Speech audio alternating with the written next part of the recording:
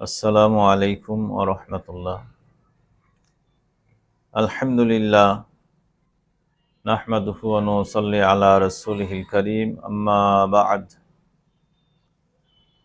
আন ইবনে আব্বাস রাদিয়াল্লাহু তাআলা আনহুমা ক্বাল কুনতু খালফান নাবিয়্যি সাল্লাল্লাহু আলাইহি ওয়াসাল্লাম ইয়াওমান ফাকালা ইয়া গুলাম ইন্নী উআল্লিমুকা কালিমাতিন ইহফাজিল্লাহ ইয়াহফাজকা ইহফাজিল্লাহা তাজিদহু তুজাহাকা ইযা সাআলতা ফাসআলিল্লাহ ওয়া ইযা ইসতাআনতা ফাস্তাইন বিল্লাহ।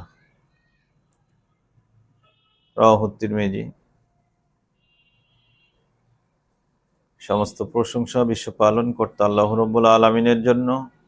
আমরা বলি আলহামদুলিল্লাহ।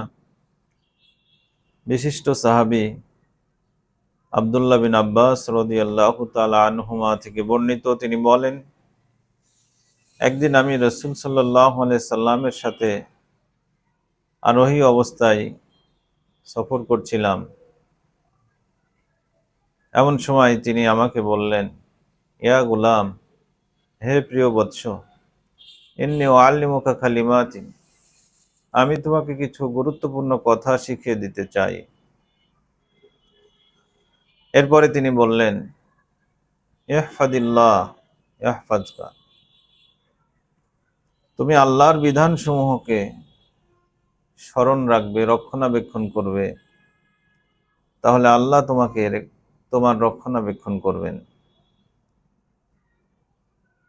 ইহফাদিল্লাহ তাজিদহু তুজাহাকা, সর্বদা তুমি আল্লাহর কথা মনে রাখবে, স্মরণ রাখবে, তবে তোমার বিপদের সময় বা যে কোনো সময় আল্লাহকে সরাসরি তোমার সামনে পাবে। ওয়াইজা সাআলতা ফাসআলিল্লাহ, কোনো কিছু চাইতে হলে অবশ্যই আল্লাহর কাছে চাইবে। এক কথায় যে কোনো জিনিস তোমার প্রয়োজন হয়েছে, তুমি প্রথমেই আল্লাহর কাছে চাইবে।